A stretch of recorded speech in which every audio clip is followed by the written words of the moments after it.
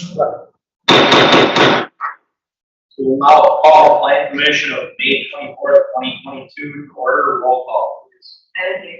Really here. David Chair. Kuzikowski. Hold on here. Sleeper here. Jim here. Okay. And Alderman Ward cannot be with us tonight. Approval of minutes of May 10th, 2022. Everybody, please take a look. Hopefully, you had time to review these prior.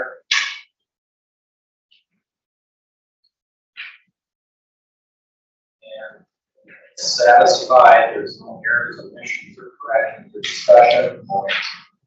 Sleeper moves to approve the minutes of May 10th, 2022. Roll call. Yeah. Starting with And really. Gabe, that stands. Kuzikowski. Hold on here. Sleeper up. Jim I'll give us the significant common council actions. Doug. Thank you. Good evening. Yes, Carrie down here. So I was going to say, you're out of practice. Change You remember how to do this? don't change the channel. And stuck with me today. So she did a conference. For her. But we had before you somewhere significant common council action. And there were several. May 17th, council approved the ordinance amendment conditions and restrictions to allow for indoor recreational facilities, a number of different uses for the property 140 East Rock. And this one in particular was for a private emergency services facility, the Superior Ambulance. That. They also approved conditions and restrictions and changed the solar farm on the property just north of PG. Also approved a conditional use permit for a wireless communication facility at 2509 Drexel. Also approved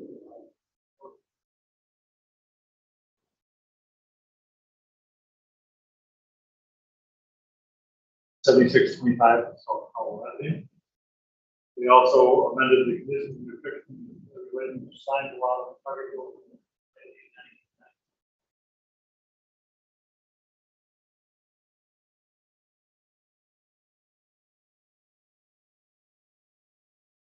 Scared that was also through the 3 minutes.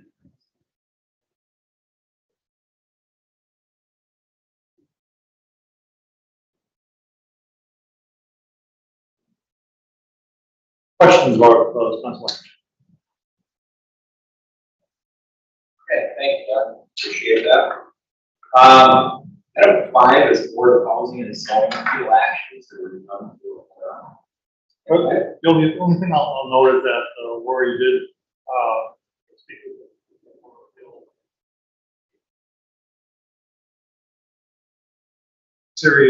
doing a series of kind of not a tutorial, but just kind of explaining the zoning code.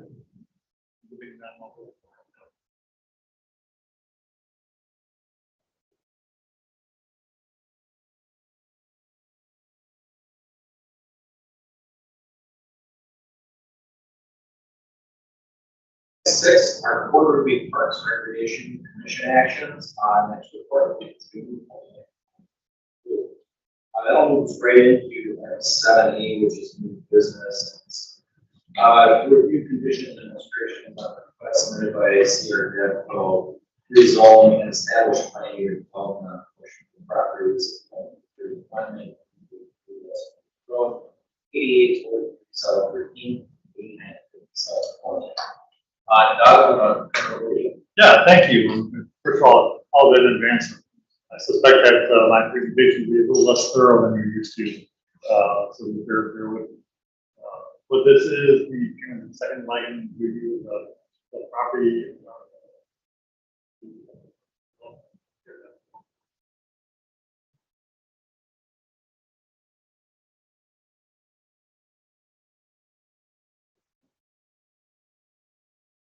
Okay. Anybody, you can't hear anybody. It's not coming through the kids. That's how can you? What? How can you? Huh? No, it's not. Okay, I'll wait. You're on. You can send this a little bit louder. Sorry about that. It wasn't a fire. We're good now. My mirrors. Okay. Again, just to recap, this is the, the second appearance before the planning commission to establish the conditions and restrictions to regulate the development by Sierra Devco for the properties at 31 West Beach Road, 8843 South 13th Street, and 89 The second step, the commission really did recommend approval of the zoning for that development. These conditions and restrictions are going to regulate that development, and many of the things that we've been talking about in terms of the roads and emergency access, those are governed by these conditions and restrictions. And just again, in the right, people, area in yellow, that is the area that everybody.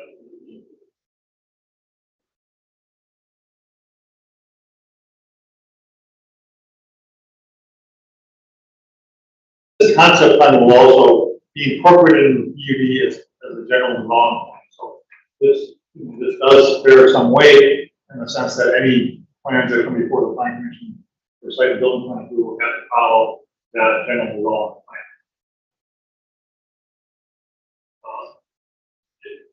You know, before the concept elevations for these single family attached structures, there are several different concepts.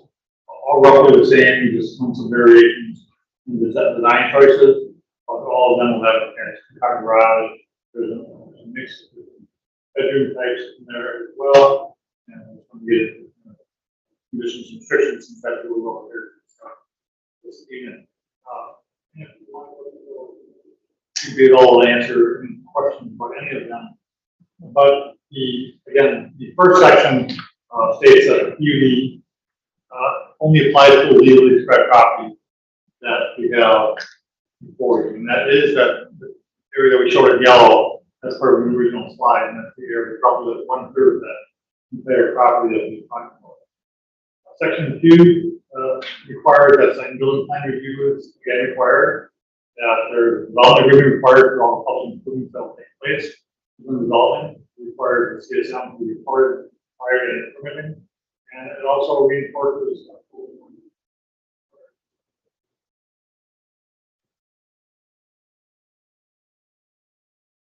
Section 3 establishes a maximum of 22 buildings, total 134 units of attached garages, and it does describe how those garages are treated through the zoning code.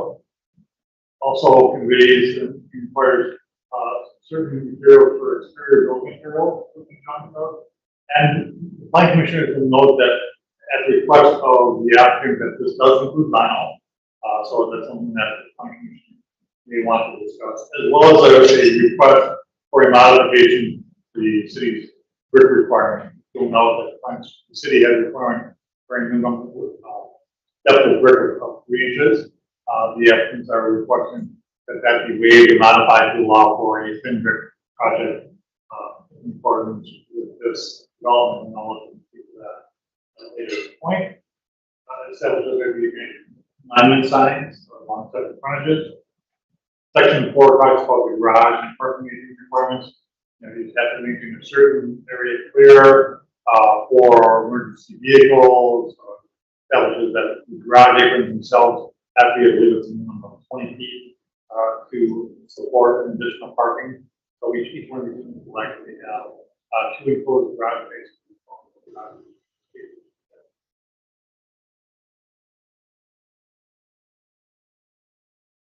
Roadway, which is the cul-de-sac itself from Beach Road, and the property to the left. It also maintains for clear areas, parking restrictions, and no connection to Grave Lane, which we talked about, as well as a very limited emergency access to South 20th or emergency purposes only, not going to be used for the other purposes.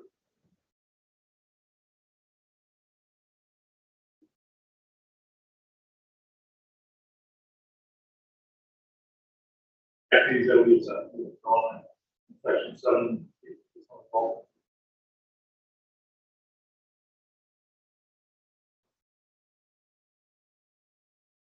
I'd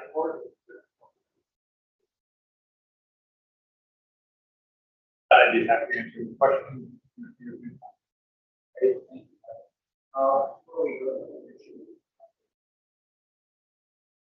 I just want to wait on questions. Yeah, I think we can, we'll just answer questions as they come up, or we can discuss any specific topics that, you may have questions about. That's fine. For the minutes, the applicant said they would be able to question. With that, with the commission, we'll start with Commissioner Hannah.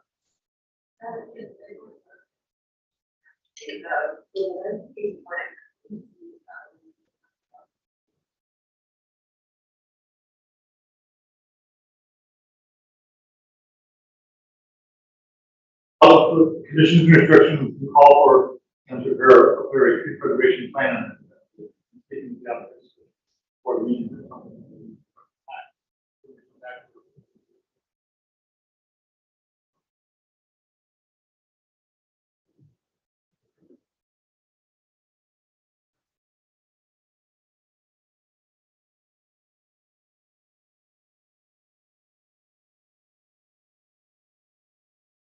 I'll let them address that question.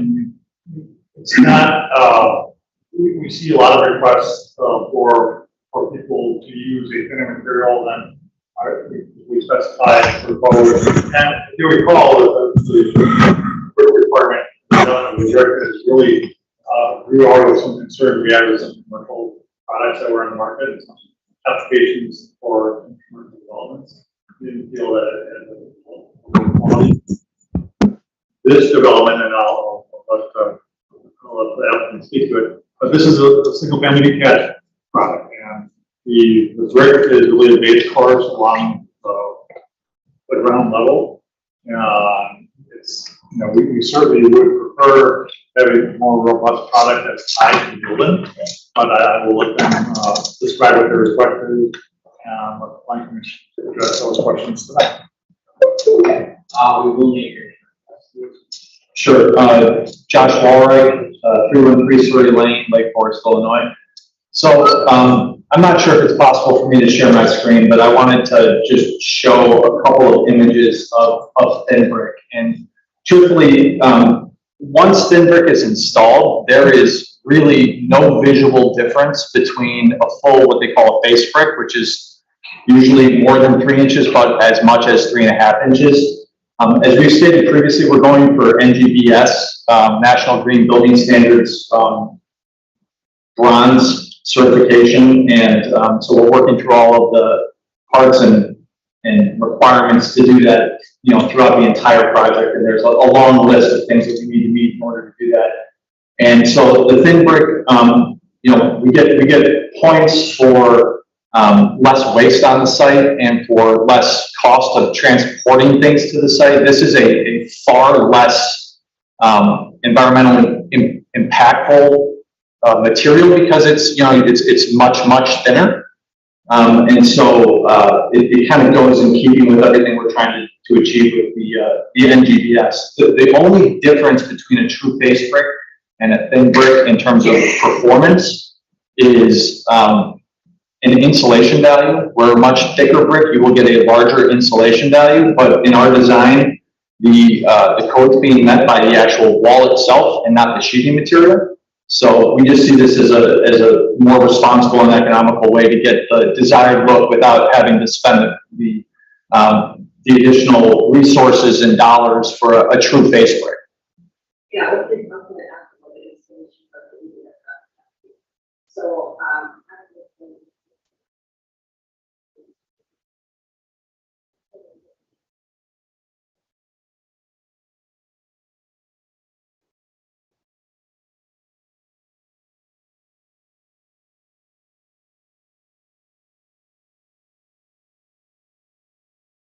Sure. So it actually is brick. It's just a thinner brick. So the actual material and the durability is no different than a standard face brick.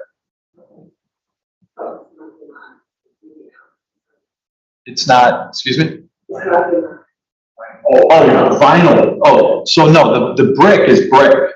We're requesting vinyl above the brick. So, I didn't, yeah. I didn't realize that my screen's up here. So just in terms of the actual brick, and then I'll speak to your question about the vinyl. Our exterior elevations have a brick water table, so call it the first 3 feet are brick, and then above that is a vinyl.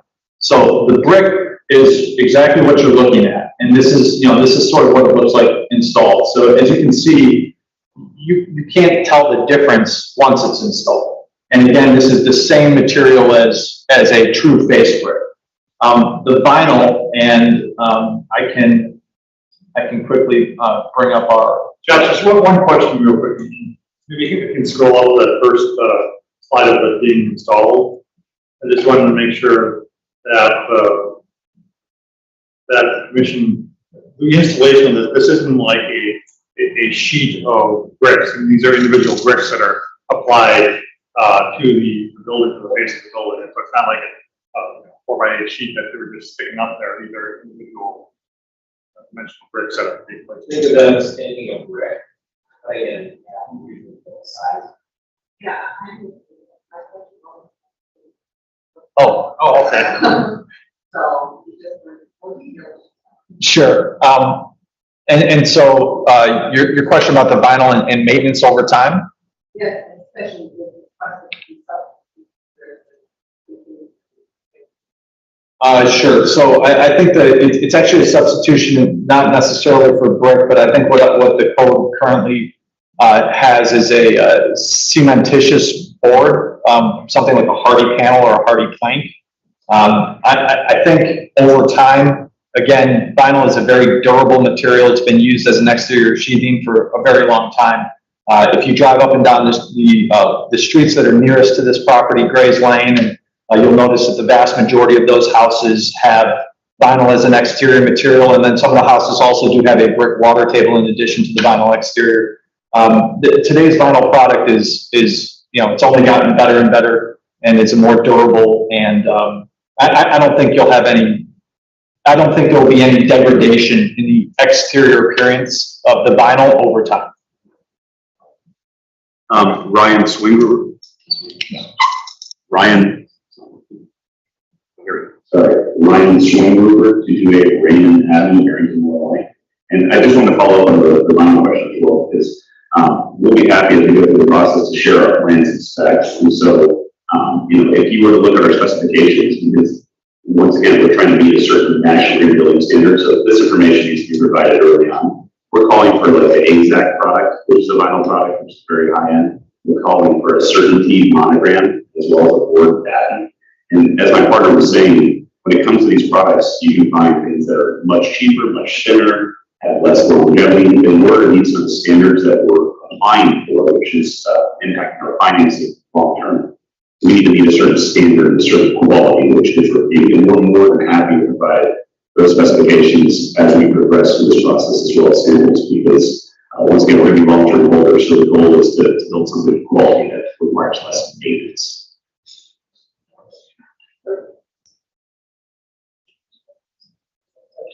Don? Ashley? I don't have a problem with work. I understand what you're trying to go for with the that certification.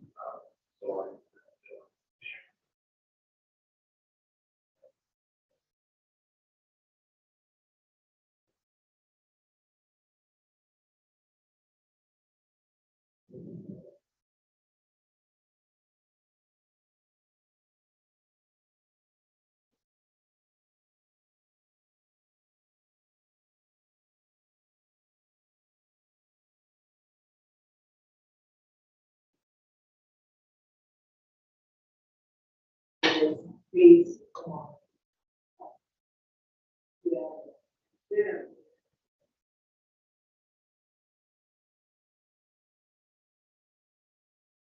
I wouldn't suggest it's necessarily safety. It's more durability and the method of which it's attached to the building. More longevity.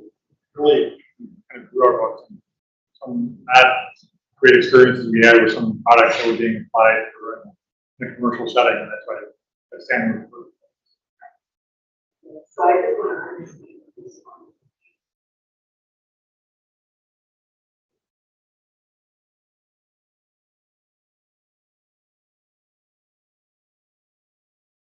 as I understand is that the current, code or ordinance calls for a minimum 3-inch depth base brick.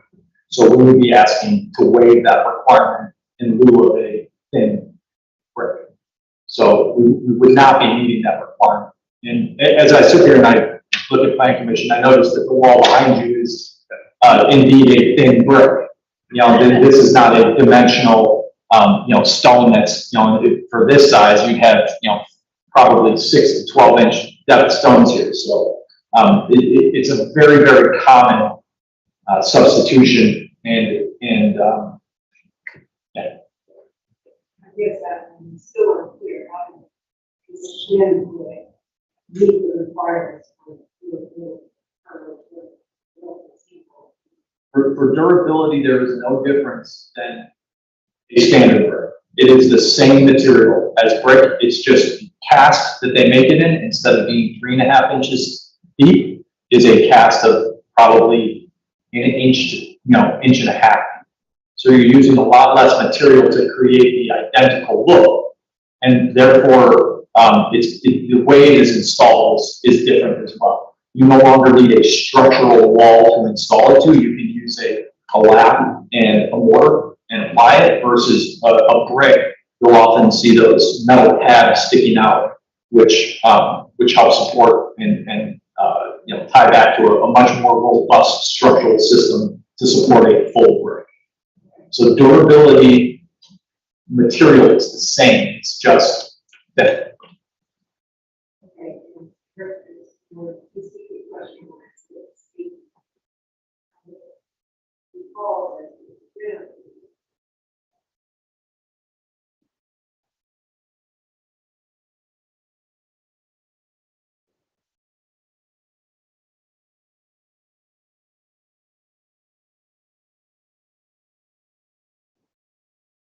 In my experience, and certainly there may be some additional fire protection benefits, but I mean, the brick material, the masonry material is fire, it's fire resistant. I don't call it fireproof, but whether it's an inch or 3 inches or 4 inches.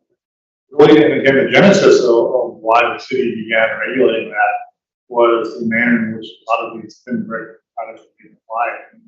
And you can go to any home improvement store and buy sheets of masonry building product. And but unfortunately, some people were kind of proposing for commercial settings, which is very much different than what we propose to. It's individual bricks, as opposed to sheets of masonry white material that was being applied directly to building facade, and on occasion did whether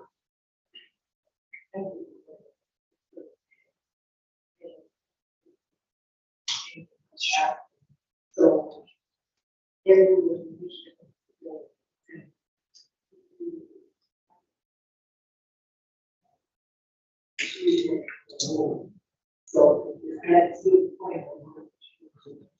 Yeah, so Doug, maybe you'll be able to.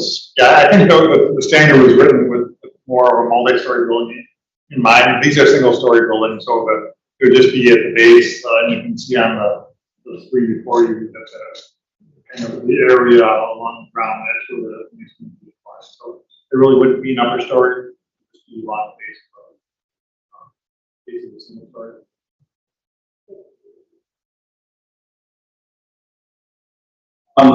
Obviously, everything is kind of going around vinyl and brick, so, just very quickly, this is, this talks about. When you show your picture. It molded to make that, yeah. It looks that way. It's actually just an L where it's an inch. Correct, but it'll be 3 inches, so there will be some depth. Brick latches that how farther than the side. Correct.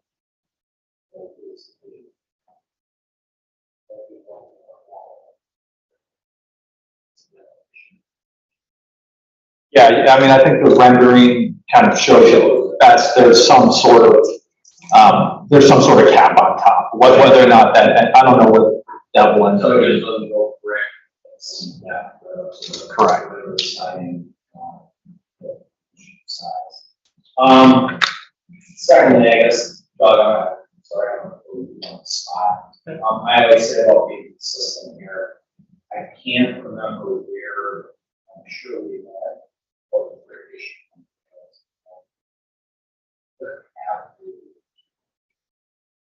It's in the past, because I know you bring up the neighborhoods. The neighborhoods are cool, we're gonna change. So, yeah. To change, I like to be consistent. Yeah.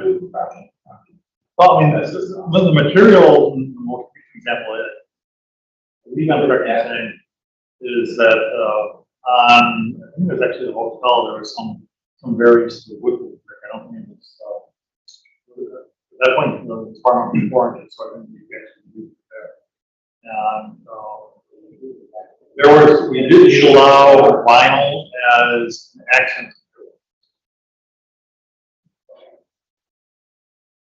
So in your dormers, is that gonna be vinyl as well, or? Yeah, you're saying in the gable where there, it looks like a, yeah, that would be a vinyl, it's called a vinyl shade. And then in the white, it's a board and batten. If you look at the white rendering.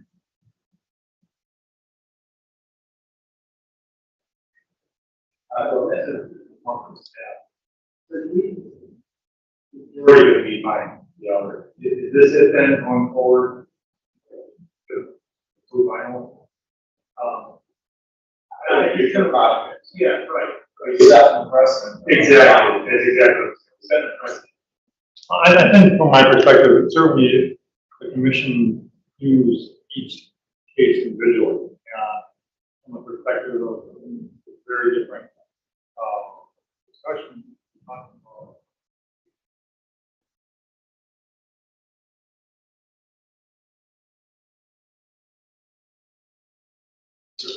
Actual residential that we're looking here. I think that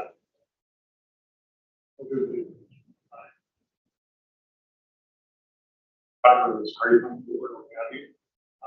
That's certainly going to be I don't believe so.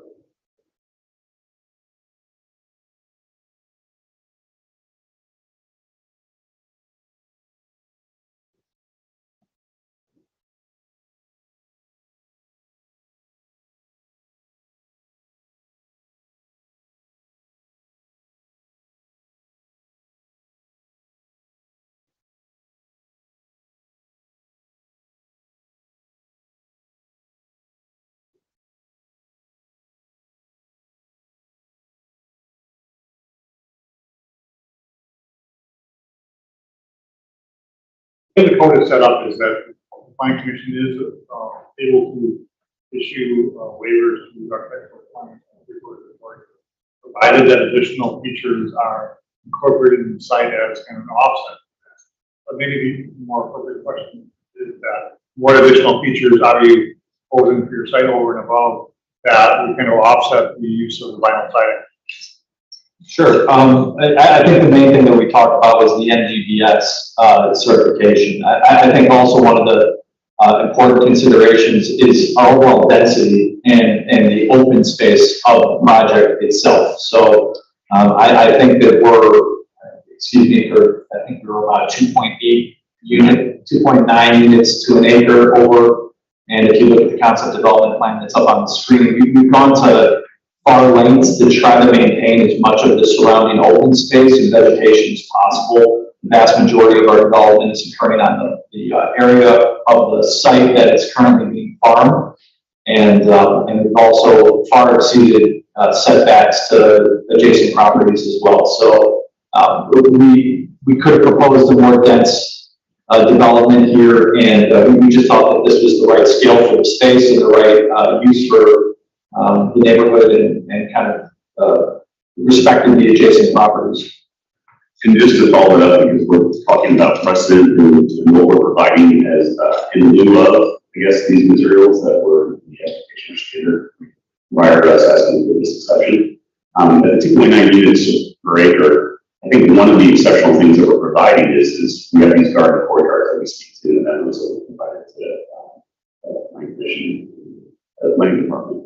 And the setback between building facades and the garden courtyards that you can see are prominent in the center of the site are roughly approximately 60 feet. So we're going to have a significant amount of green space, open space, and landscape space as well for our landscaping plan. So that differentiates us from the traditional apartment community where, as you'll see, 2 to 3 stories and a lot of sealed asphalt surface parking.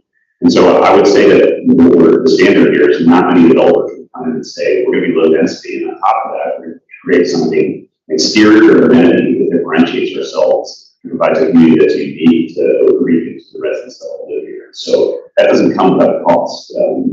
We are on the hook to maintain all the landscaping, snow removal. If we truly want to create these garden courtyards, it will require maintenance, it will require upfront costs around landscaping standpoint. So I would say that's an important design attribute that's, in lieu of having a fire cement or a 3.5 inch brick.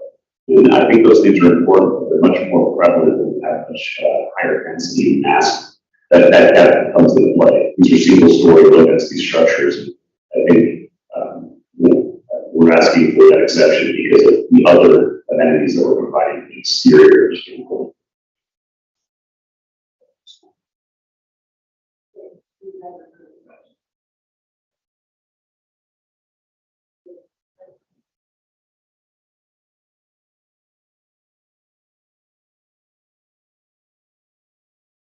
It's set at the stage of a national green building standard. So what is the certification, how is that into the ordinance?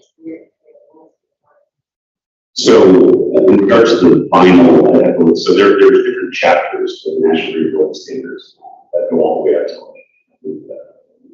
14.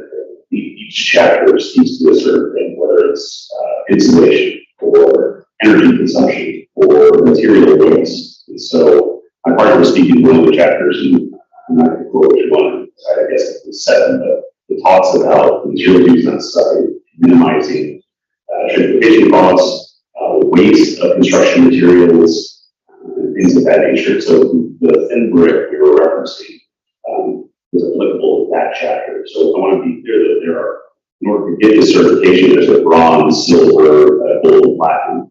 And so there are many things that we have to do to meet that certification. This is just one of those aspects, but it is relevant in the decision. And just to follow up on that point, in discussions with staff, there's a couple of different reasons why we're requesting these materials. I mean, we think it's appropriate given the surroundings, but in lieu of that, it's not necessarily a one-to-one correlation that without these materials, we can't get NGBS. We can still potentially get NGBS, but that is a significant hurdle, and it's stated throughout many different parts of, I think, the comprehensive plan and other documents for the city that environmentally conscious development is something the city is very much trying to promote. And so we're embracing that. And in doing so, we incur costs to do that. And one of the ways we're trying to offset some of those costs is by using materials that we think don't degrade the quality of the project or the visual of the project, but cost a little bit less, candidly. And the thin brick is just as high quality a product as a full face brick. And many municipalities don't have a restriction against a thin brick. In Oak Creek, there is one, so we have to work within that. And that's the genesis of this request. And the brick part, I understand, I'm just trying to understand. Yeah, so proportionately with a single story building, there's only so many ways that you can kind of cut this up and still have it look appropriate.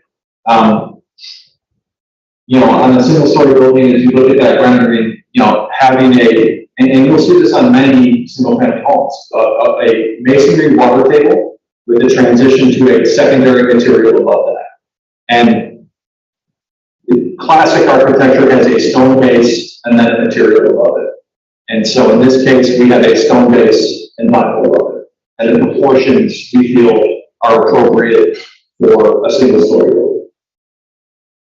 So, there's another question. So, what?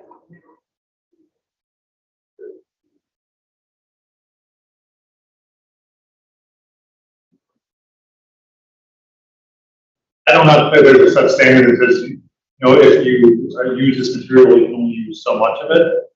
I will say that it was, and again, on the buildings that we were referring to, on 7th Street, that was a much bigger building.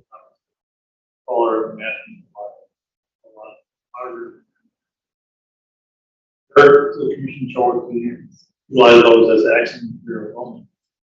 Probably in the scope of things, the area, the accent material on those buildings is probably equal to or comparable with what's being proposed, as kind of the main use of vinyl. I think there's single story.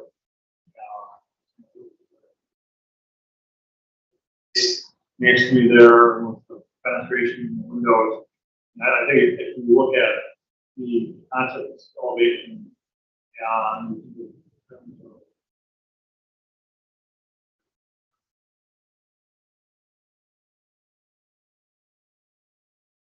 standards and everything, in many cases, as a government, we need to do that. But at the end of the day, this commission is charged with reviewing and improving architectural standards and developments that look good. And that's the metric that this commission should be using in their deliberation.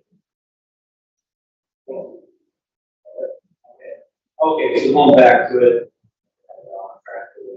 So, you advance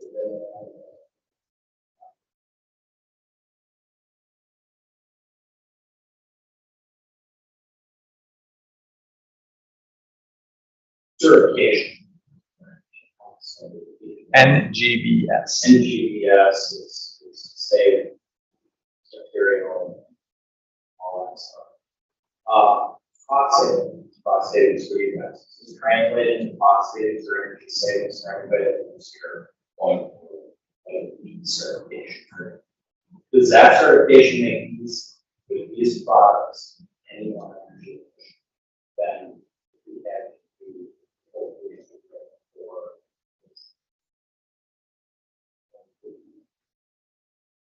No, because the energy efficiency is driven by the rating of the wall. So as discussed, we're meeting the R value, the thermal insulation by the walls.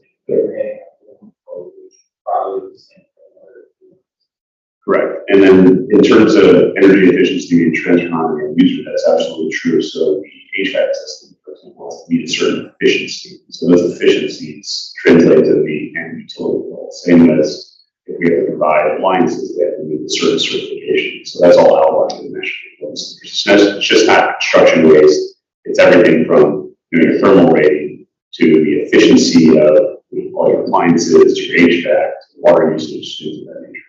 No, I do appreciate you guys taking everything that I make sure.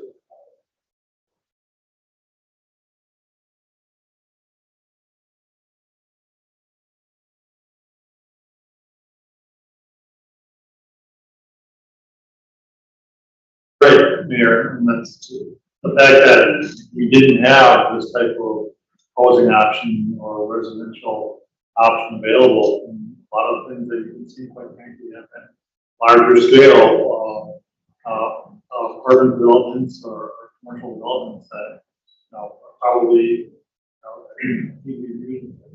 like that.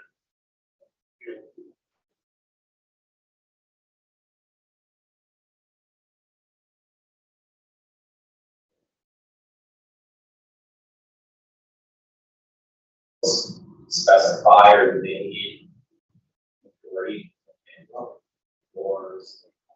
Yeah, I mean, if you recall, even I think Well, on 27th, we got. I'll do that.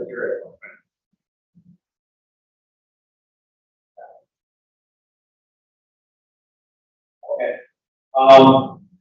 For the most part, it is. Says we have to get consistency standpoint. Here, again, right.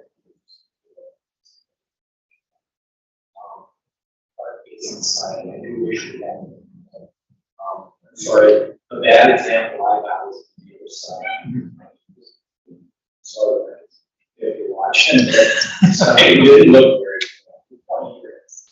good. The example I'd like to see is up in the gable, this, Yeah.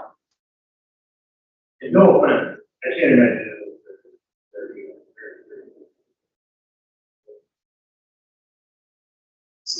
Yeah, that's why. And I don't know if they'll talk about with you guys an option there, you know, on the back. But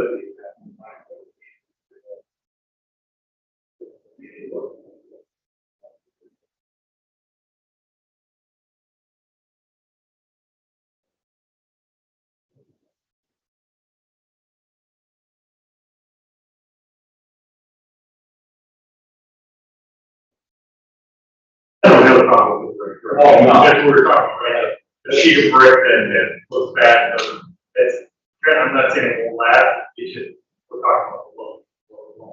Use a vinyl look like. That's the one where I think we're going too far with the vinyl, that's not big. And, we're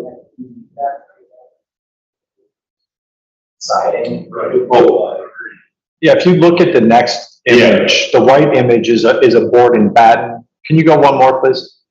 If it's in, that's fine. yes, Well, yeah, so, yeah, sorry. Yeah, so this image is a board and batten, and it's a vinyl product as well. And here you can see the board and batten is not only on the lower elevation, but it's also continued up into the cable. And I understand your concern about the shape. I can promise you, if we lay our hands on a product that's being specified and it looks as you worry and may, we wouldn't use it. We would end up changing the material. Like, really? no. We're making that decision tonight. We wouldn't install it. You know, we would look at it first. So that's a subjective state that's you saying, hey, this is exactly what we wanted. Sure. That's not what we wanted to be. So, I mean, no offense, I appreciate it. Sure.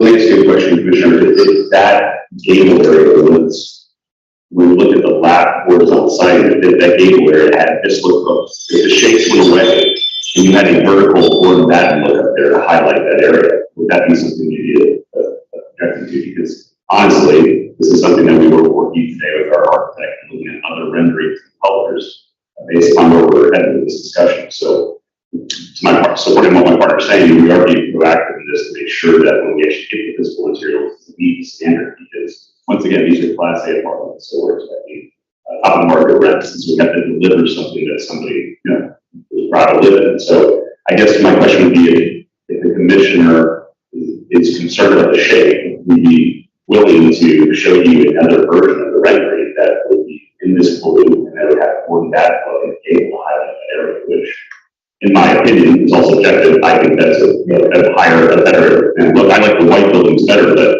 we just can't build one building to grab a little color scheme and look too, sure. Okay. Yeah, I would like to get there's several issues here that I would like to get their opinion. Anybody?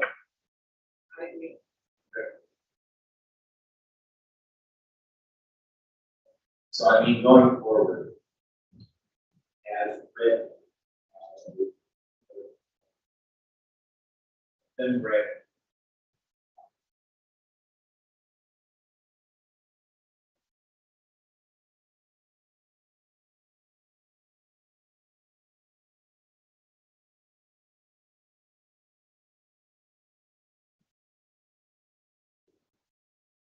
And all that.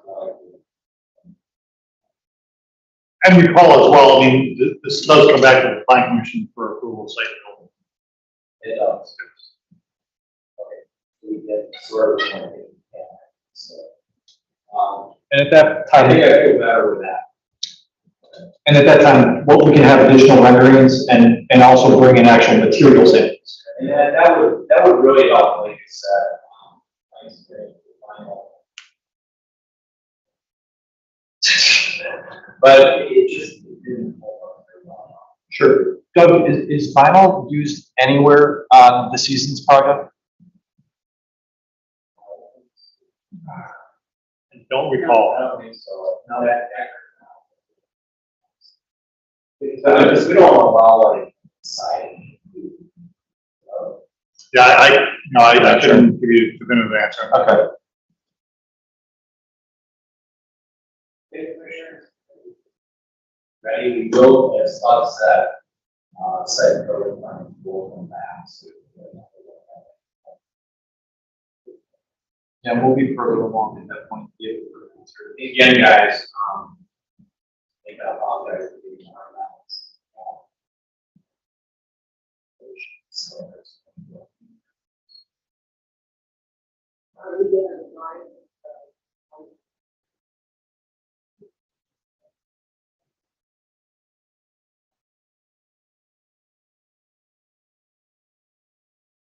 so,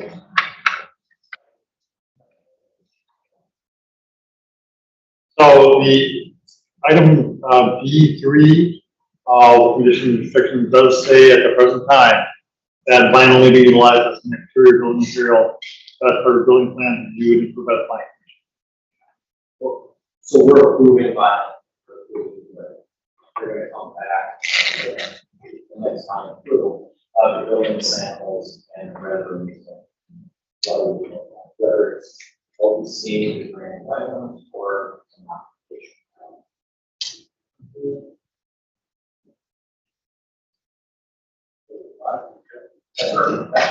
All right.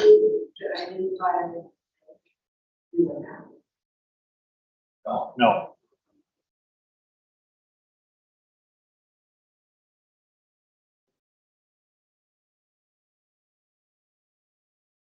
Site Building plans.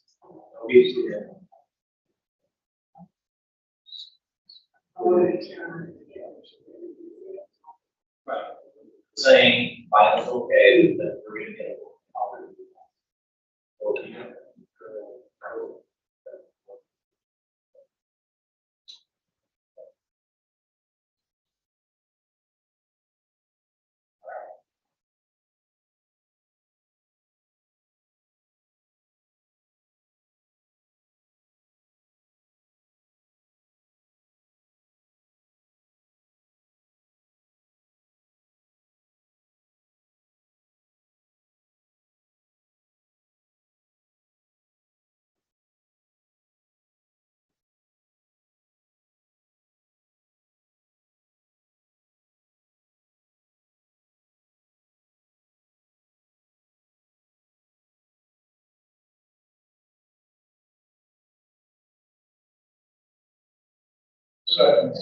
Before the commission goes on that, I would just be specific again, since the waiver on the brick requirement was not in the individual conditions and restrictions.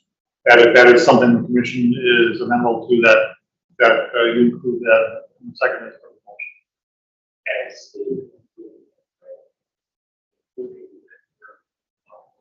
Final's already in there. Oh, yeah.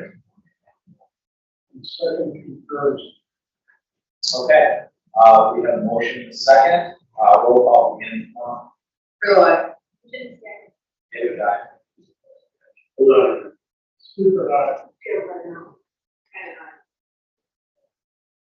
Thank you.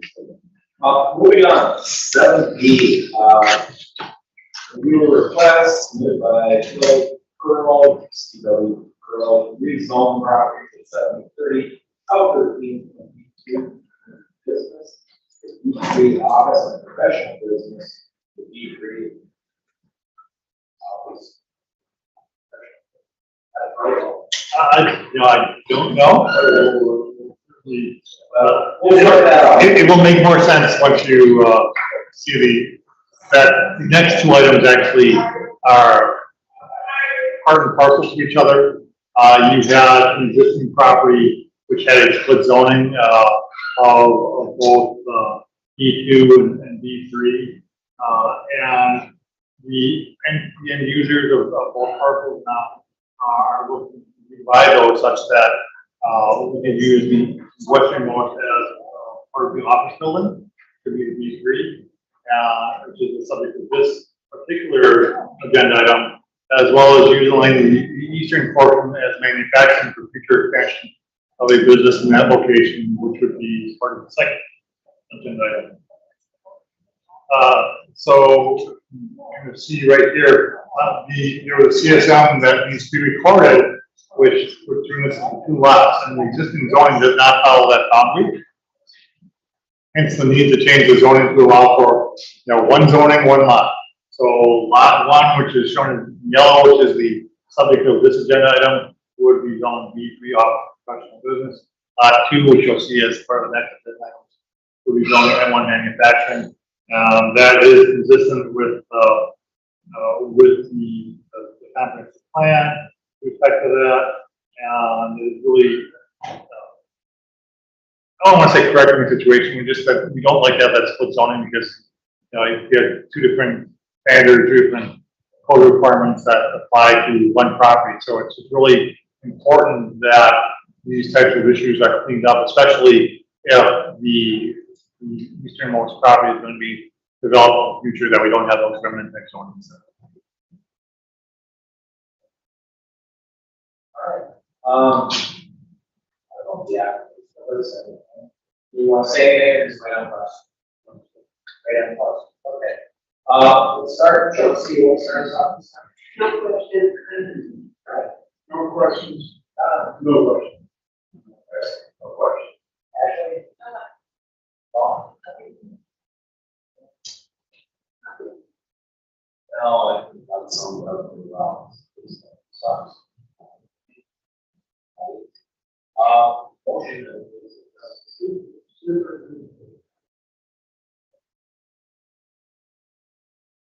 That 73 South Berkeley Street, install.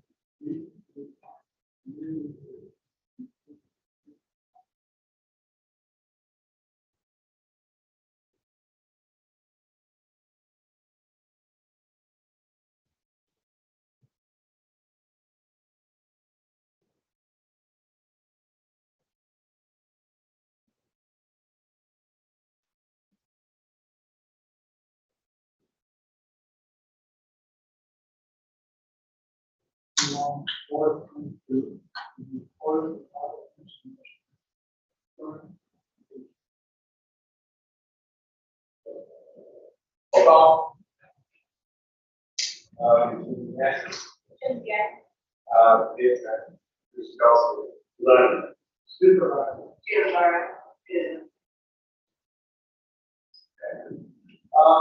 NXC is related piece, but says it would be a request and like for referral, it's for paint, resell, that's Ross and Adam, the office and professional business. Thank you. As we kind of spoke of with respect to the last agenda item, this is the easternmost parcel, that you can see in the location map in the red that there was split zoning on this property right now with M1 on the easternmost parcel.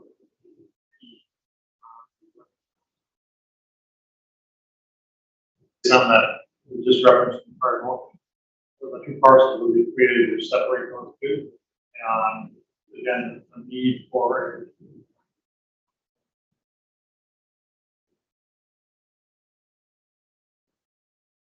staff support. Um,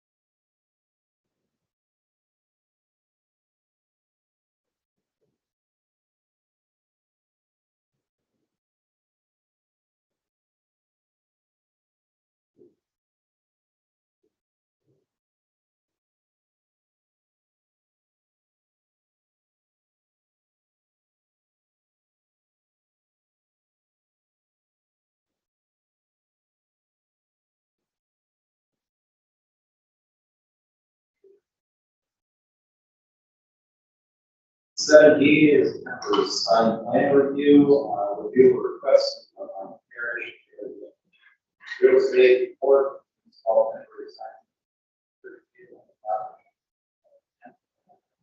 This is all Avenue and 1004 South. Right. Thank you, Mayor. Yes, both parcels are located within, this park. The applicant is requesting 2 4 by 8 temporary signs on each property. The signs meet setbacks required. This is a pretty simple cost. So they are requesting these signs. But just maybe add a little more flavor to that. For those of you who may not be familiar with the situation, the city actually purchased parcel 1, which is the northernmost parcel from West Park. And so we will have obviously and with the owners of the property itself to jointly market those parcels for the type of building type of businesses that we all feel a lot of consistency of the business part. This traditional advertising sign, real estate signs are being requested for a period for the remainder of the year to allow for the active marketing. My commission being requested to approve these is that they extend beyond the 30 days, which is allowed to be submitted by the director and 30 days must be approved by the planning.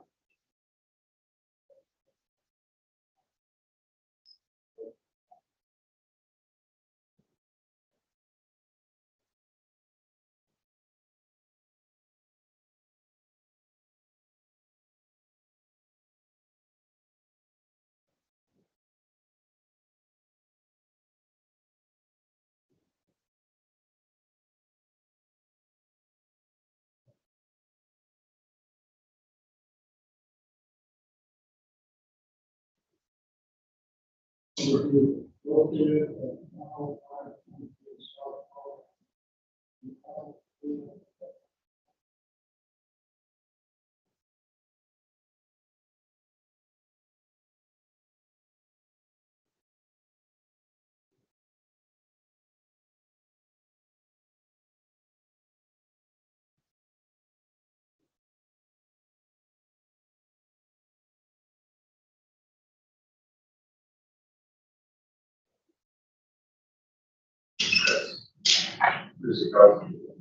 Hold on. Super. Chair, and Rilla.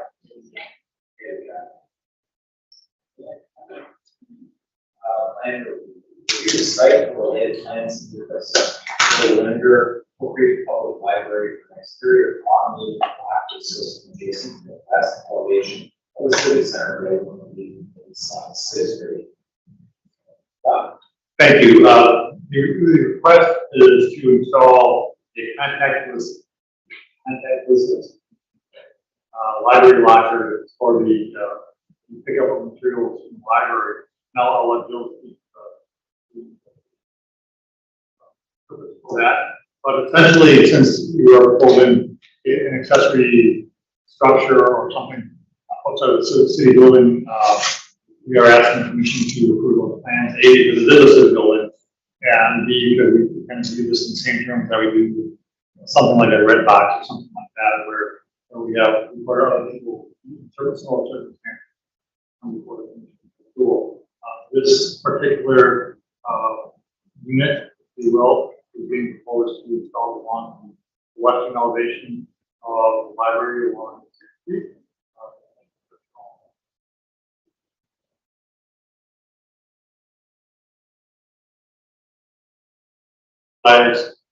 For people who are picking up materials during off hours or who are choose to access the materials in a manner that does not require contact.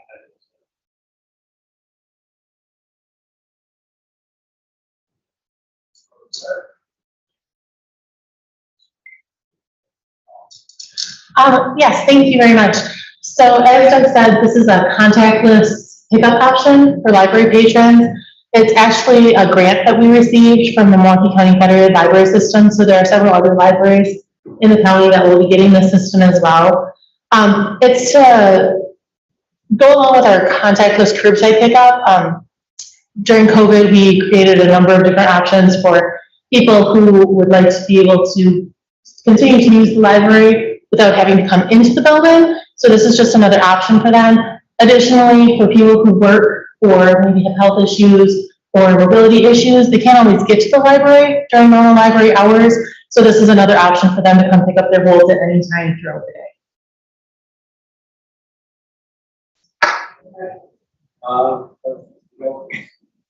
Yeah.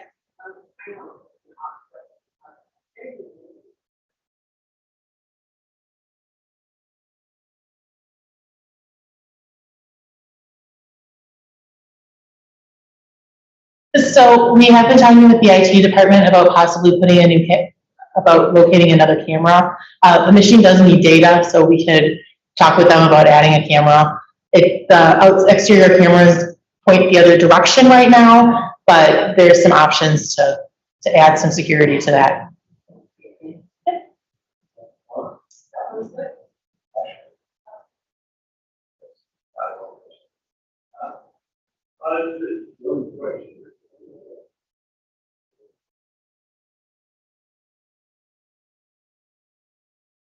So there is exterior lighting above it, because there's still, it's right under the overhang to the west entrance, You so. can kind of see that in the, Yeah, see the, okay, all right. Yep, okay, yeah, wonderful. Thank you. Yep. Brett, no questions?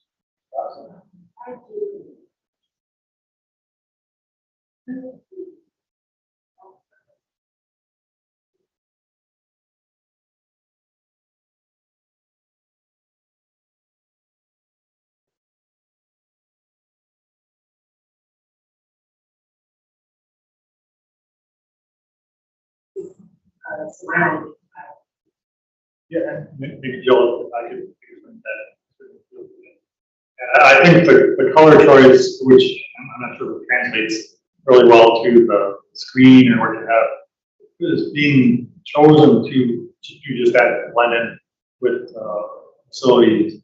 And as a matter of fact, there has been some discussion, actually, as part of a public art initiative that the city's promoting, that we maybe be able to wrap this in some type of public art that's yet to be determined. So it kind of a little bit different train of thought there, rather than trying to have it blend in. It might be an option to actually have it stand out with something that's a public art piece. Maybe a little bit of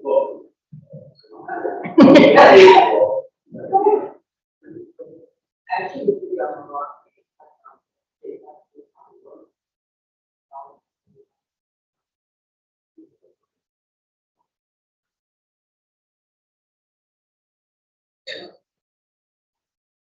Jill, I got some questions. So obviously it's.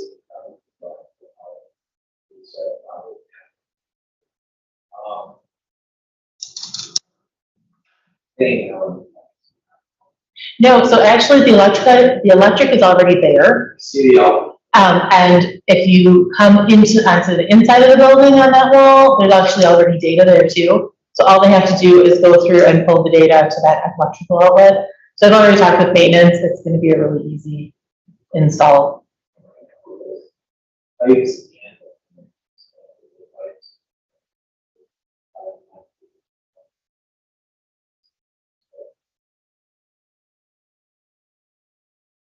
And it works out perfectly, just that location. It fits nicely. There's already lighting that doesn't have to be installed. The data and the electrical's right there. So it really was a perfect location based off all the other exterior places we could have put it. Another great source.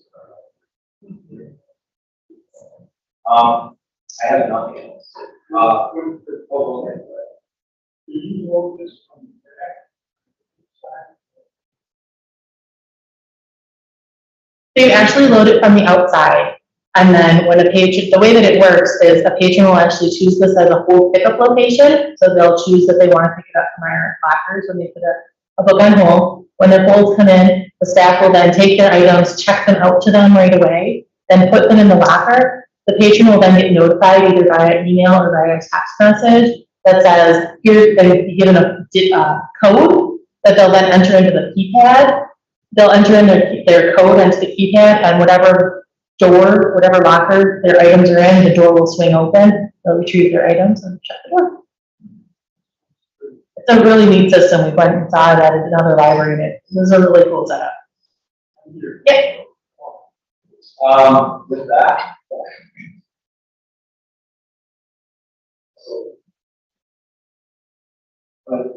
Planning commission, the planning commission approved site-related plans submitted by Joe Linear, Oak Creek Public Library, for library.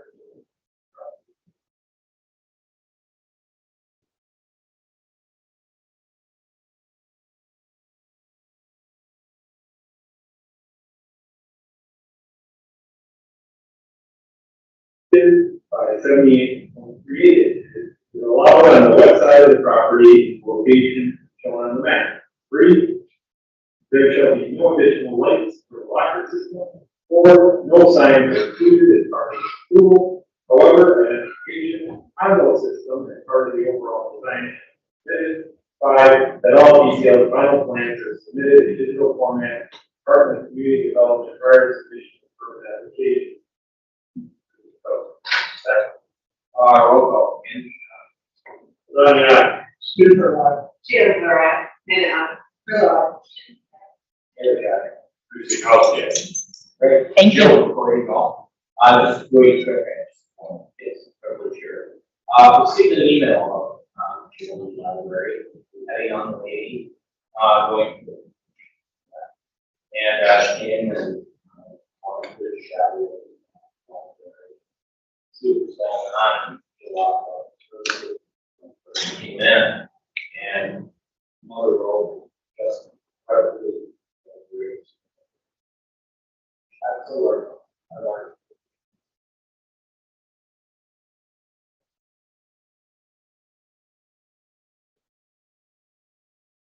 It surprised me that this happened because it was all the same.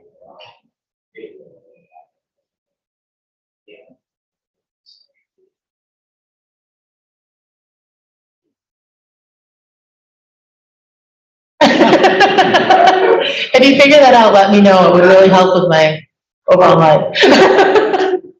But again, thank you very much. Thank you. Okay, great.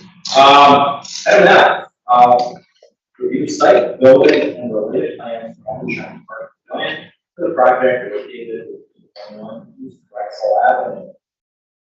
Yeah, I'll break that one. And this is a bit different in the sense that you're hearing from me both as reviewer, as in your traditional capacity as reviewer of site building plans for development in the city, as well as the owner, because the Plan Commission is charged by statute with reviewing all municipal buildings and park developments and things of that nature. So a little bit different, but we were approaching it from the same perspective. The proposal is for a park pavilion for Allentown Park, and you may have heard it referred to in earlier iterations as a beer garden. It's one and the same. It is a building that is being proposed to be developed by the city that could be utilized for a beer garden.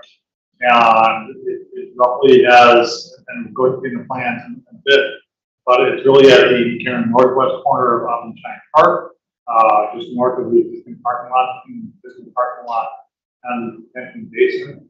A total of about 3,500 space, which translates into a code capacity. So don't read too much into it. It's just per code. But depending on how the building is utilized, inside it can be between 75 people if they're all at tables, to 225 if they're all standing up. So just use that as a range. Outside in a covered space, you'll see when we show you the explanation how that translates. It'll allow for between 115 and 347.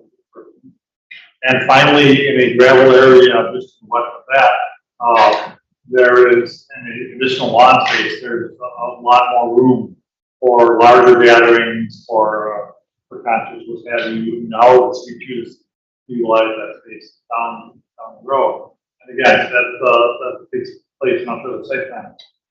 Also included expansion of the parking lot to 190 spaces. So this is the site plan. You can kind of see the existing parking lot is north of 2 rows here. The southerly 2 rows would be additional parking spaces that we developed. Right now, there's one entrance to the parking lot off of the main park drive. There could be one entrance to the park drive that we put off 2 separate entrances to the parking lot. As I understand it, we are working on, and I believe as far as I know, have been successful in doing some grants to allow for some development of green infrastructure within that parking lot. Pavers, what have you, which will add to the sustainability of this development, as well as provide some additional benefit to the overall project fund. The building itself will be north of that. Again, pension pond being north of that. We'll have the building, which is proposed, that can overhang, the space that's undercover, the gravel area, on the area to the west, which is essentially a great lawn, which would allow for additional capacity. Then you see at kind of the northwest corner, that's a permanent stage, which is not part of this proposal, it's not part of this immediate development phase, but something that could be added in the future funding permits. You can see by the landscaping plan, this more out in a little bit greater detail, the difference between the building itself, the overhang, the gravel, the grass, as well as the changes that are being proposed to the park. No changes to the stormwater management basin are being proposed. The basin was sized correctly to accommodate these proposed additions. There would be additional infrastructure work, primarily water and sewer, that would be brought to. Development agreement is, I don't know, we need a development agreement with ourselves. Either way, I think we're covered there. But, you know, we're exploring options to kind of tie it in with planned development to the west of this as well. You can kind of see the building here. It's a little bit tough to see with some architects behind here, but the main here all. That's cool. Not only the building is open, but they can be accessible. The building is closed off from the inside of the building, so it could just be used for vehicle means, what have you, with the facility not open. Allows for spaces for concessions, anticipation of having a vendor for your garden, allows for a cooler, and allows for seasonal storage, whether that be for the vendor or for the storage yard, which would contain the trash receptacle, what have you, hopefully be transformers would be screened entirely by means of some architectural screening.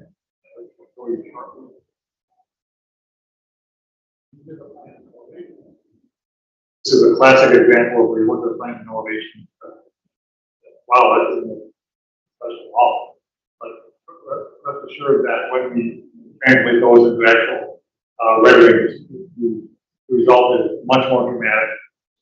Again, you see the interior, this is looking kind of from the northwest to the southeast. Here's the rear garden building.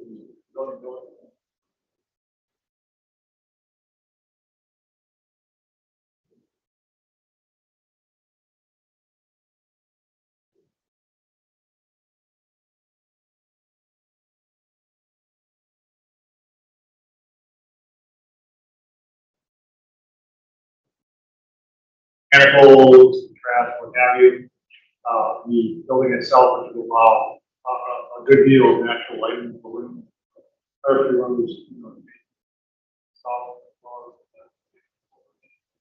provides for additional capacity undercover, and for the additional gravel area that has a series of posts and lights. Depending if you have been to other rear gardens, particularly the one in Kenosha that is set up to provide that out.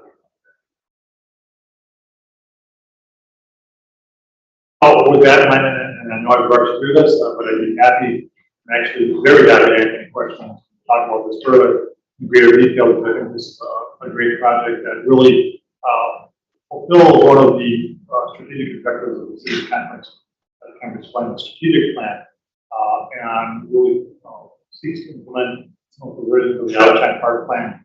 So staff is recommending that the plan be approved, subject to the location on our screen. And again, I am familiar with the project, Lori is familiar with the project. Happy to answer any questions for the commission. Yeah. I agree on part. You gotta do the microphone. No, I'm okay. Oh, if there's a question that comes up that I want to answer.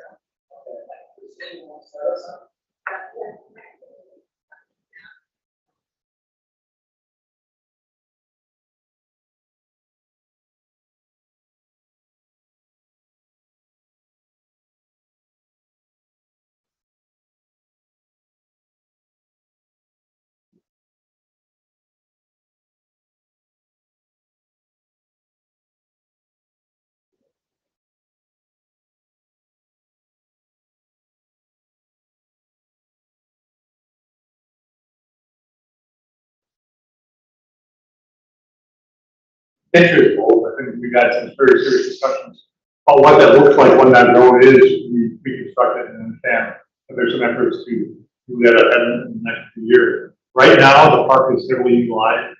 The park has been utilized for beer gardens, and there has been some overflow parking on Instructional Avenue. That's why we're expanding that parking lot. That's why we actually do have some other options available for additional parking should the need arise. But I mean, you're right, the long-term solution to really improve that main part of access road and to Circle Avenue, which would improve traffic flow and application.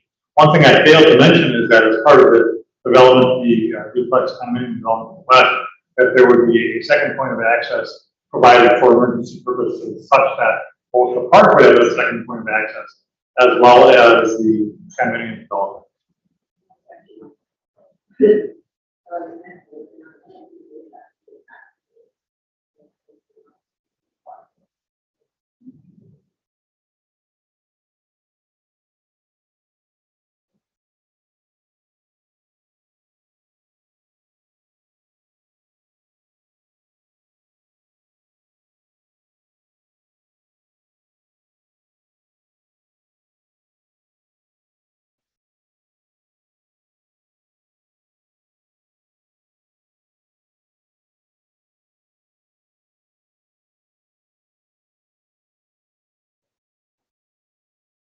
We have actually the last couple of years,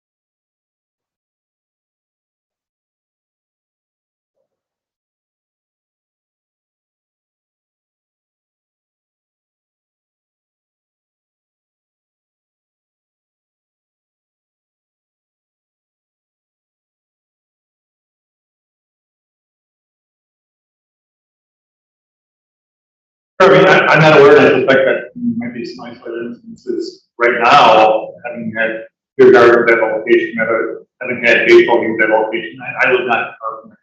I can hear them, and I can't say that it's a nuisance. But the way that this is being oriented is such that that stage, that future stage that we talked about, goes to the south, and there's quite some distance between that and around and area.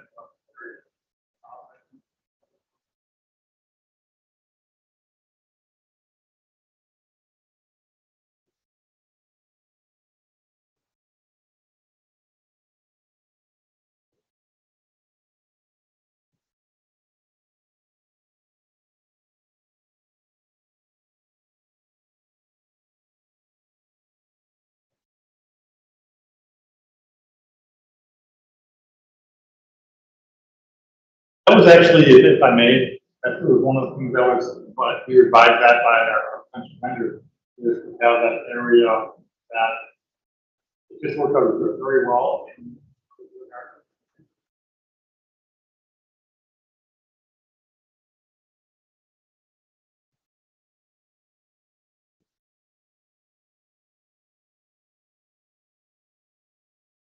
assuming it's handicap accessible, gravel's difficult, stroller, things like that, so navigate. Yeah, and recall that that, you can see here, the building, the area under cover, that's all paved, that's concrete.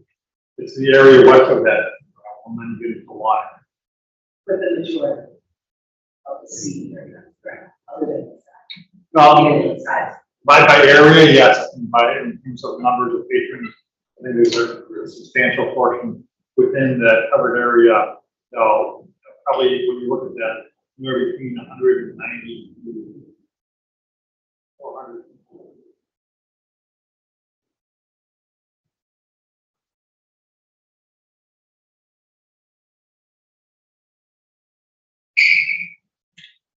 The building being designed so that yes, it would be rentable. You know, I can't speak as to the terms of the vendor agreement with that, because we don't have that right now, but that's really one of the critical.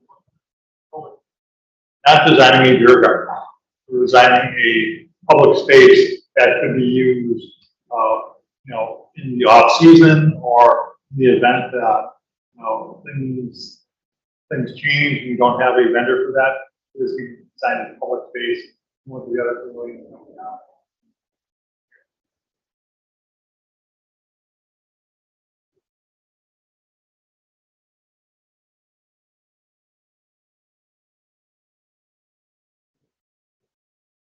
Aside from any potential beer garden, whether it be for, you know, for the warming house where it allows some options that for events and facilities that we.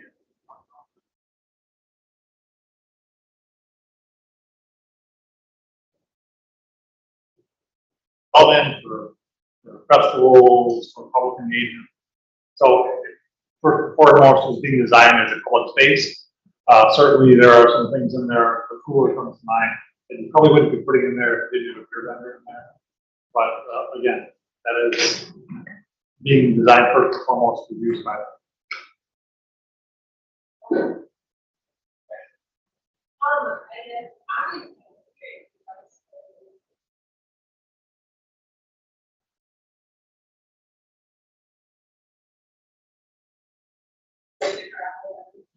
I was really interested in talking to the architect that was gravel, but I confirm it.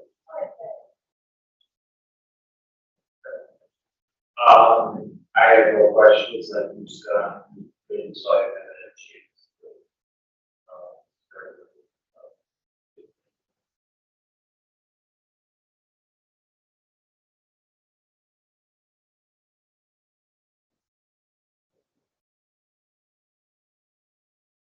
Now I'm questioning it. Yeah. I'm not done with it. Not at all. For all the reasons Don said, I was trying to picture it. You don't mind me, checking in. Why gravel is so important is that this is a high traffic area. And so in the summer months, obviously, we get a lot of rain, and so at that point, all that grass just slowly disappears and turns into mud. So it's not easy for shoulders and wheelchairs to access that area. It also becomes a huge maintenance issue. In other beer gardens in our area, those that keep grass, you can see it.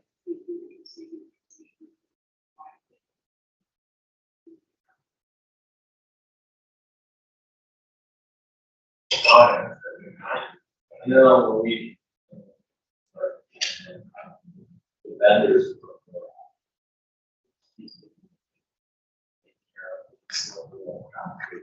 They literally prefer that.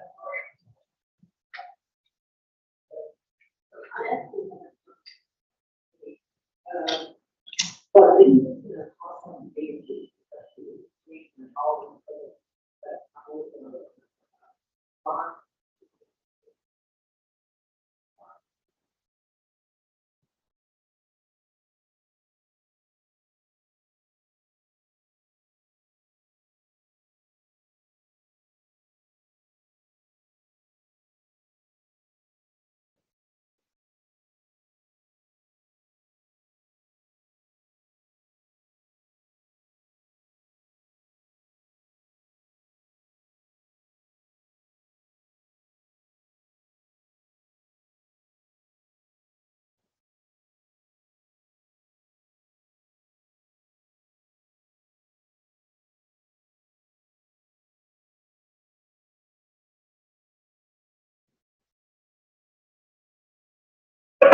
So what's gonna happen to that, the existing? There's a couple of different options for that. I mean, it can remain, and it can remain as facilities for use by baseball diamond or additional capacity for restrooms. It's also, it allows the city options with respect to, using that area, kind of like that building standing for other uses, whether it's for additional playgrounds or splash pad, things that were anticipated as part of the Albertine Park Master.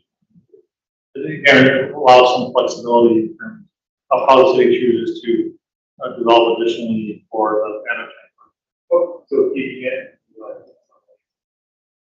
Yeah, the plan right now is to keep it, although it's not, there's a lot of some options. There's some utility for additional storage. Okay,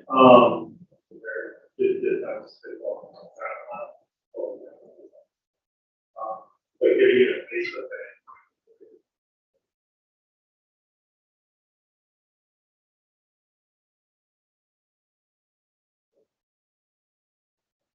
Sorry for Facebook question. Think about it. And then the bathrooms are, the worst thing in my mind is building.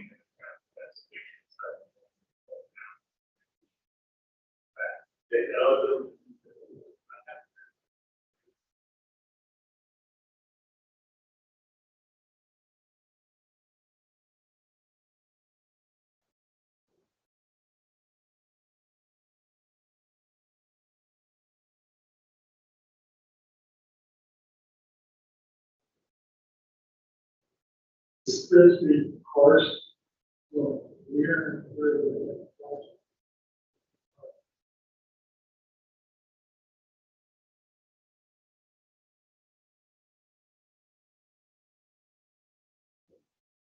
There may be some realignment of some of the holes. It does not, won't displace any of the holes. Place, but I mean, you're gonna have to really Might have to realign some. figure it out.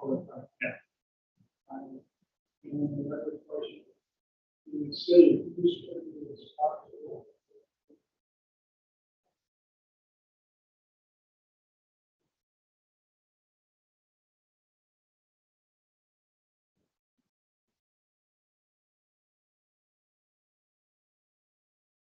Similar to what happens at Lake Vista or Miller Park, there's still a recreation component in terms of facility rental that colleges that much of the recreation from a programming perspective as a new school district, but we still retain the facilities rental and some other rental as part of essentially it's part of a tourism entity right now.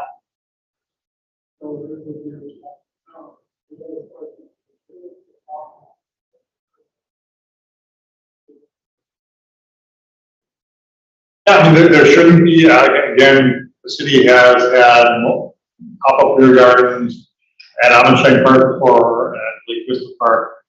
Those are all issues that we are confident that our city clerk will guide us through and run it getting problem.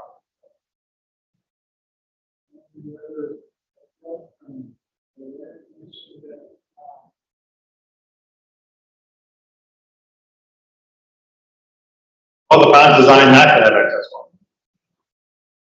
I mean, the pond is designed to accommodate the stormwater.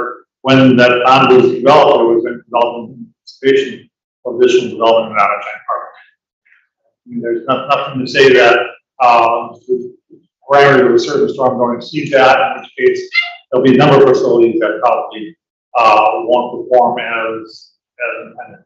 But the design of that pond did accommodate all of the development that you're seeing as part of the proposal. No, okay. That's assuming.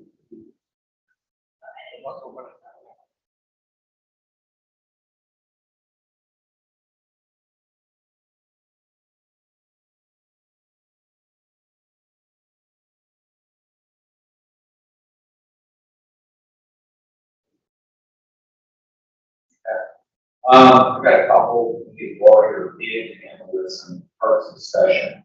So, kitchen, is that a full kitchen or is it nothing more than a refrigerator?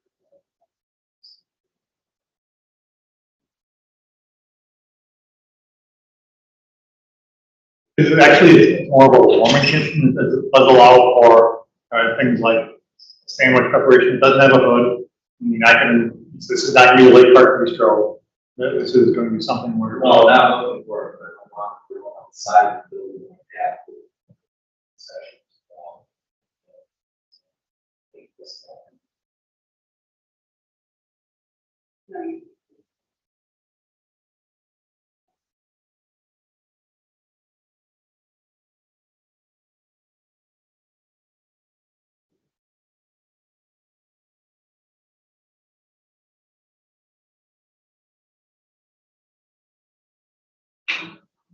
It's not that wall. Not a pool. Yeah. It's more of a conversation with my colleagues here. Hi, Leah Schreiber Johnson, 9024 South York Court, Chair of Parks and Recreation Commission for 4 years and going.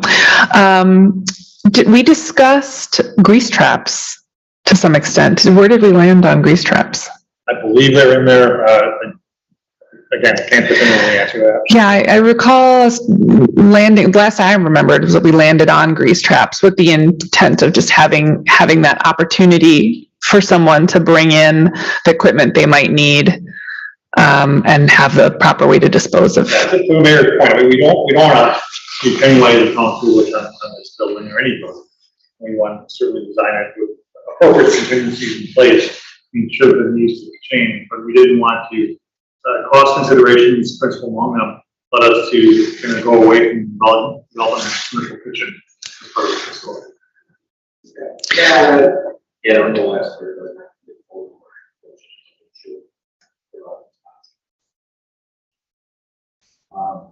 Then secondly, looking at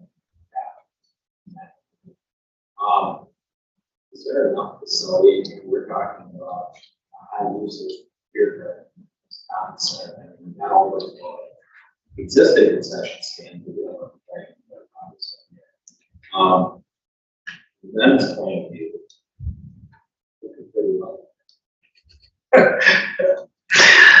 I would beg to differ. The women are usually the ones that need the extra toilets, so thank you. No, I think that certainly the facility is designed for code kind of indoor spaces. Are there going to be times where we have a festival or something that requires additional facilities? Yeah, probably.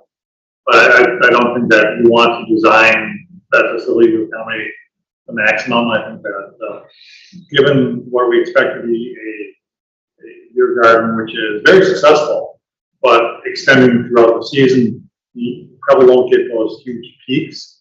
The idea is if it's just a pop-up, and that would kind of even out the flow of crowds. And again, the building is designed to accommodate that. And Don, you're absolutely correct. And if there's additional capacity, we've got that existing building there. But will there be times that we need to bring in additional facilities?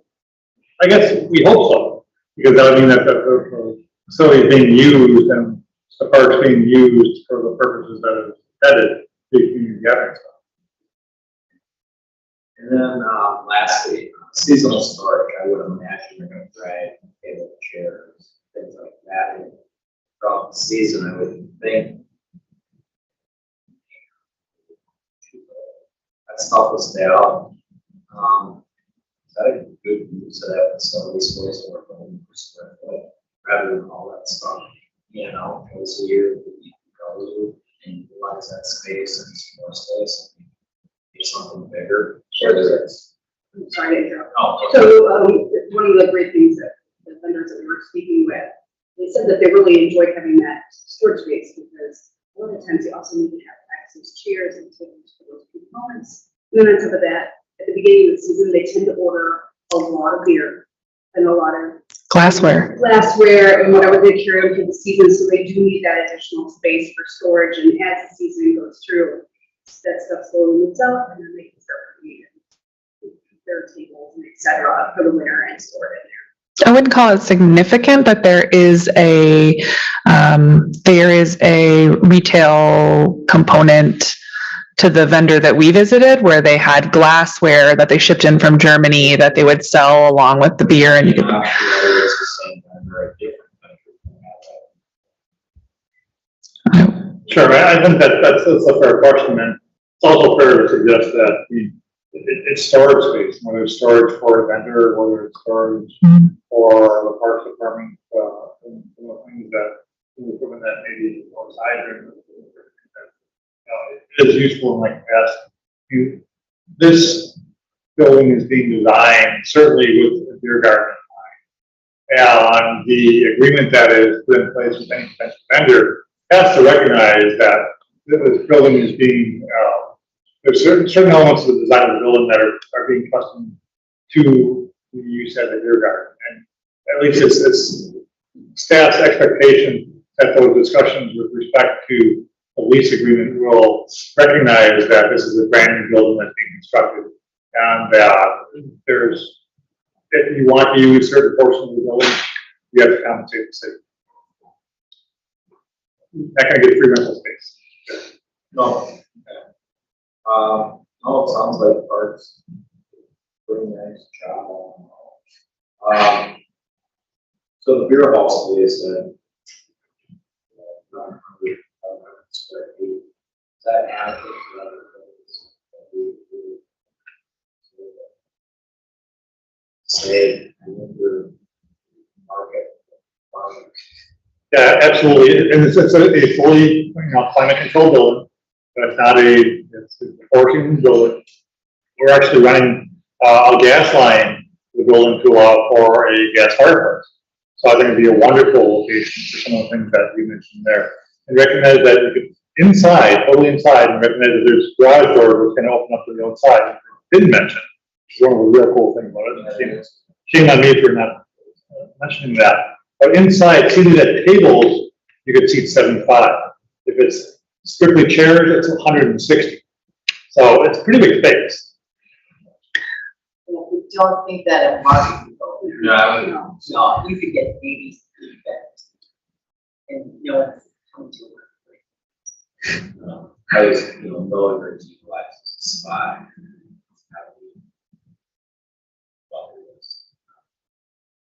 So. There's one other feature that I didn't hear you mention that I think is pretty cool, is the outdoor beer vendor window. Oh, okay. Yeah. Okay. You can kind of see it in this area. I mean, what we observe at the existing beer garden is that the majority of the transactions took place outside. You line up outside, and it goes through a counter service that outside. We offer actually both. As part of this, there's a pass-through window immediately on the south side of the building. For folks who want to access that way, or if you want to come inside in the beer hall itself, there's a counter space there. So again, this is something, and speaking with the vendor, so, the bulk of the sales take place outside, and so beer garden, if you want to be outside. And really the space undercover,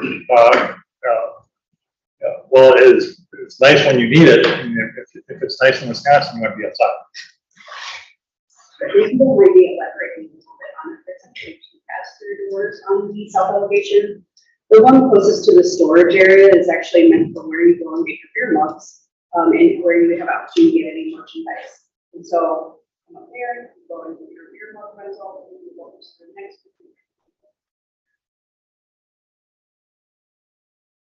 Kind of reduces some of the queuing that sometimes occurs during peak times.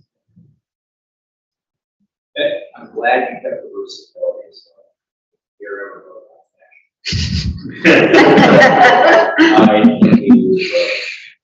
it's nice to see it in the park.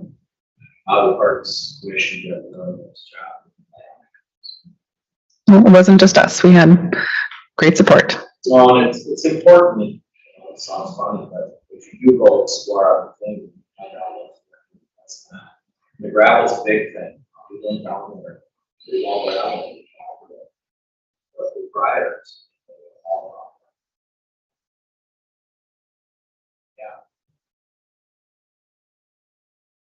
Don't maybe bring it up to that. Okay. All I'm hearing is, this is meant to be a beer garden. You know what comes with that. I'd rather have it and not need it than need it and not have it. And yeah, we have a big impact, yes, you're probably need for it. But if the core thing that you're gonna be using this for, you realize that, oh, man, now we're gonna bring Porta John every time we go to the beer garden. I don't think anybody here would be happy with that. I wouldn't think about it, yeah, think about it. I'd rather have it not need it than need it not have it. Honestly, think about putting a couple extra for men and women. Law of that law. That's a fear of mine. Sorry. Does the plan commission have any recommendations for toilets per, capacity? I mean, No, but yeah, we get that recommendation. I guess the answer to that question is, it's developed per code for the different rules of assembly. So there's some thought put into that right away. And I don't know that there's anything specific for the frequency associated with a beer garden. The demands of. I would just go, you know what, I would just go with experience, man. Then we'll have just saying. So, we've been written on a million times. I don't remember ever going to the beer garden, especially outside one, where I had to wait in line to wait. Okay. And you have to wait in line for beer. Those lines queue really long, but I'm not sure. I really don't remember. and the other thing that I think is important to keep in mind is that the intent of this beer garden, should we go forward with the vendor that we've been working with thus far, this beer garden would be open every day. It's not like it's going to be open just on the weekends or just once a week or once a month or for special occasions. I mean, this is an 7 days a week, maybe 6, thing that's going to be open from afternoon until evening. So the rush that we're accustomed to in Oak Creek when it comes to a beer garden is not likely to sustain. So you could wait on. That's exactly what I'm thinking about. It's more like a restaurant, and I'm thinking about all the restaurants that I've been to in Oak Creek. I was just at Bel Air last night. There's only 3 or 4 toilets in Bel Air, and I've never waited in line. I agree, that's fine, yeah. I mean, I don't. I wouldn't equate Bel Air to a beer garden, but I see what you're saying, yeah, you're not gonna be a 4-day thing like you used to. The whole city of Oak Creek isn't competing for beer on the, yeah. It is, okay, I know you guys did agree. But I mean, like I said, I'm no bathroom design expert, so I certainly wasn't the one deciding how many toilets belong in that bathroom. So if there's a suggestion or a recommendation or a history with building in Oak Creek where we recognize that there's a deficient number of spaces, I'm sure we'd be open to reviewing that with the builder. I've been to the beer gardens or pop-ups many times, but now for the life of me, I can't remember what we were doing with that. Did we have a couple of Porta John? That would actually be a good. Does anyone remember what we had with that? I actually think we just use the existing concessions. Yeah.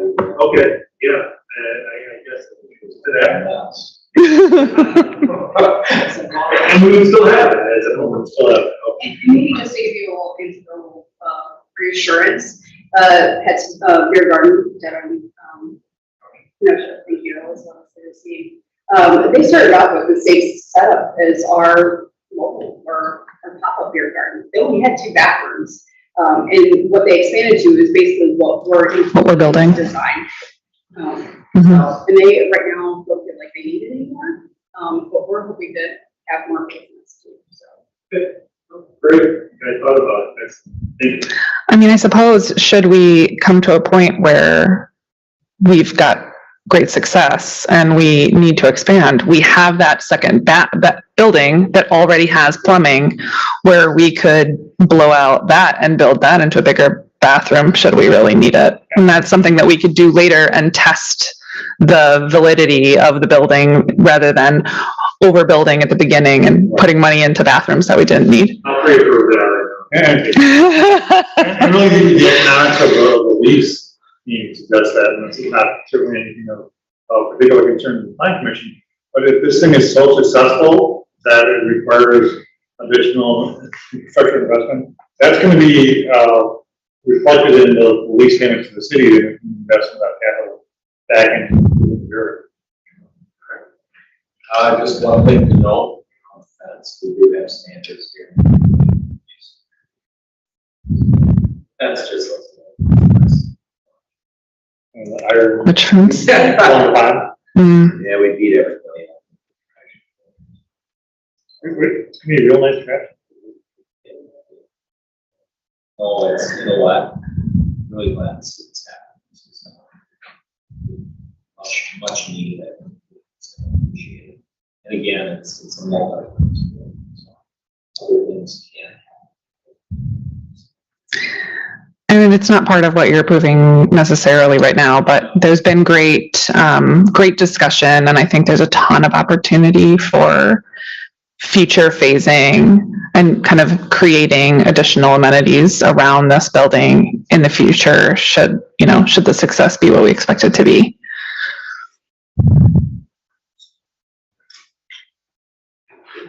No, I will say this, if you're gonna put the benches on, we did a wonderful job at that square. The more and more I travel, we use the actual concrete, blocks of the benches. I know parts. Yeah.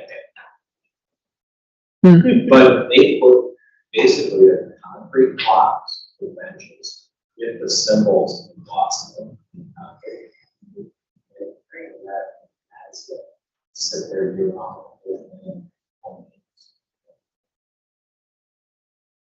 Just thought as you're dealing with cars. Thank you.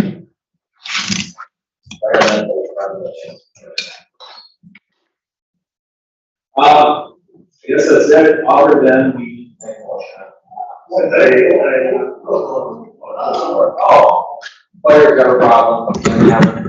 Good evening, Commissioners. I'm Mike Hague with Fire. I think just in Carrie's absence also, I think it'd be good to mention that the trash enclosure will be of non-combustible materials. And the building is going to be fully sprinkled, so that the water service that's being provided in will provide the sprinkler system and for our needed hydrant. Yes. Yeah, so the water service we have that, like I said, that joint development, there's crossing over, that line will be looped. So the water service will be, the flow rates will be sufficient enough to support that service and extra bathrooms if those are ever needed. It's additional cost, but it's something that's the right thing to do. It is. Yeah, I had a problem.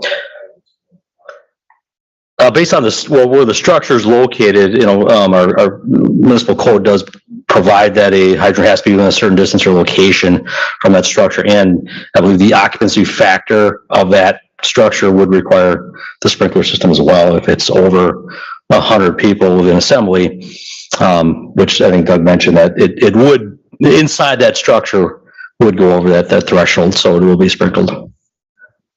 Any other questions? Thanks. Okay, just one more. Since I got a little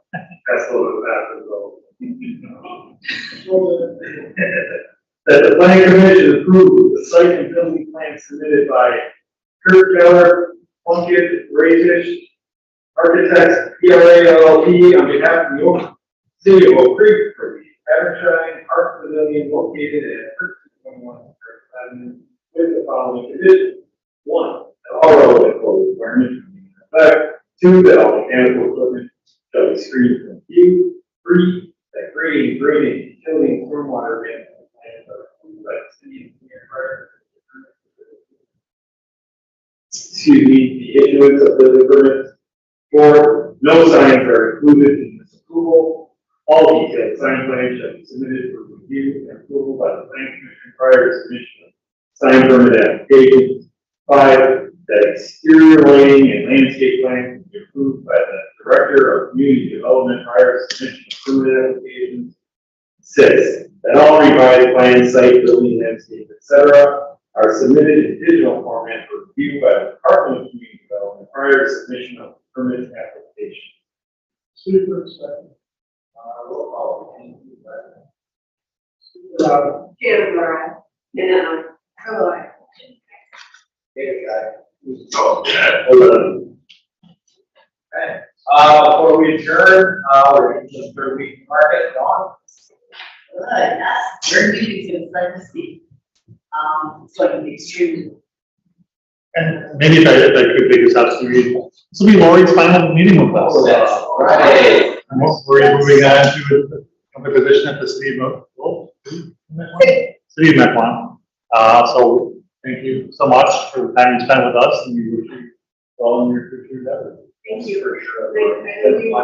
Thank you. I just want to say thank you so much for teaching me so much. I had never worked in local government before, and so this has been one heck of an experience. I've learned so much from you all. Thank you so much for being Yeah. Little 441. But no, thank you for all you've done. Thank you. We appreciate all. So third week, we got our own vendors. We got beautiful weather on tap, so, great day to get up. We also are doing a public art project in the community campus. Leslie and I are painting in the community room on Thursday night, from 6 to 8 o'clock. Local project, so I would like if you guys have not to. Yeah.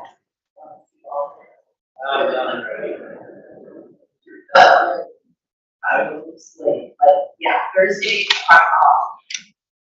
and she has, she said, sit and snack. I assume Not famous. it's not the beer garden. And just one more thing to be aware of, the farmers market, there is a and there's a match going on. Just come out. We match every $20, we use $40. So you can get out fresh produce, support the local farmers, and,